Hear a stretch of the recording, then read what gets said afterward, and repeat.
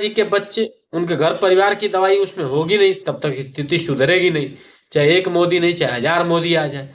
अब जब नेताजी के बच्चे उनके क्षेत्र में, आप सभी को मेरा प्रणाम। जब नेताजी बीमार होंगे तो शहर के एक नंबर के प्राइवेट हॉस्पिटल में जाएंगे, क्योंकि उनके पास माल की कमी तो है नहीं। सारा हमारा आपके टैक्स का पैसा उन्होंने डकार के खाया है, और एक नंबर की फैसिलिटी के साथ उनका इलाज होगा। यहाँ तक कि फोन कॉल पे डॉक्टर उपलब्ध है, क्योंकि डॉक्टर को बोला गया है कि आप घर के लिए जो चार्ज लेते हैं वो ले लीजिएगा, अधिक बढ़ा के ले लीजिएगा, क्या गम है, ऐसे फेंक देते हैं पैसे, आप आके इलाज कर दीजिए।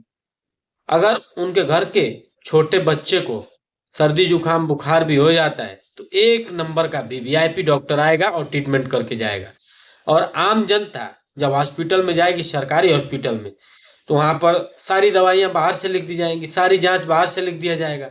उसके बाद नंबर के लिए मारा मारी, इतनी भीड़, रस्सा कस्सी, एक आदमी के ऊपर एक आदमी चढ़ा हुआ है, नंबर ही नहीं आएगा। पता चला नंबर आया भी तो एक भी जांच, एक भी दवाई हॉस्पिटल में है ही नहीं। कोई महंगी जांच है, कोई छोटा मोटा भी जांच है, अगर कोई थोड़ी सी महंगी दवाई है, उसे बाहर से लिख दिया। मतलब सरकारी हॉस्पिटल की सच्चाई आपको बता रहा हूँ कि 95% तक जांचें और 95% तक दवाइयां वहां पर है ही नहीं, सब बाहर से लिख दी जाती है।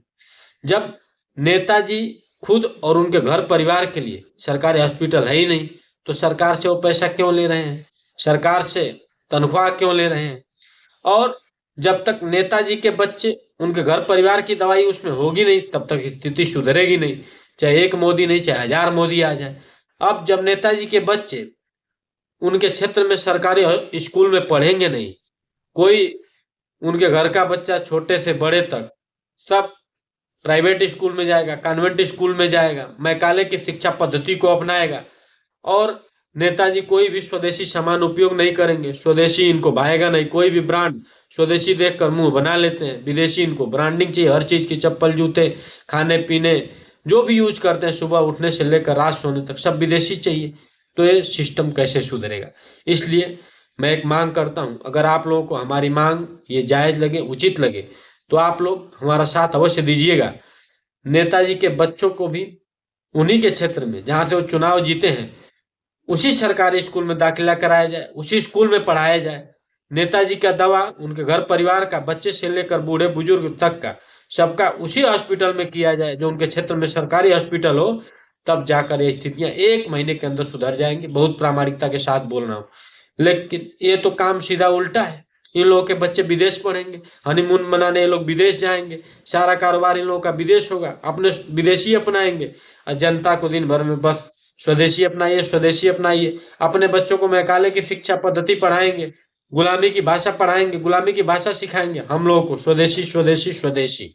उसके बाद जब तक ये दो कार्य हर नेता अपने क्षेत्र में नहीं करेगा, तब तक न पढ़ाई की स्थिति सुधरेगी, न दवाई की स्थिति सुधरेगी। इसलिए नेताजी के घर परिवार का और नेताजी का खुद का इलाज उनके क्षेत्र के सरकारी हॉस्पिटल में होना चाहिए।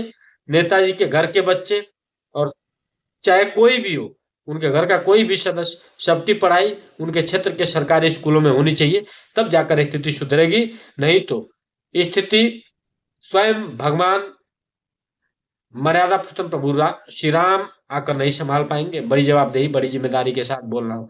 वंदे मातरम। अगर ये हमारी बात आपको अच्छी लगी, हमारा मांग अगर आपको लग रहा है कि उचित है, तो आप हमारी बातों को अधिक से अधिक शेयर करिए, हमारे चैनल को सब्सक्राइब करिए। जय हिंद, जय भारत।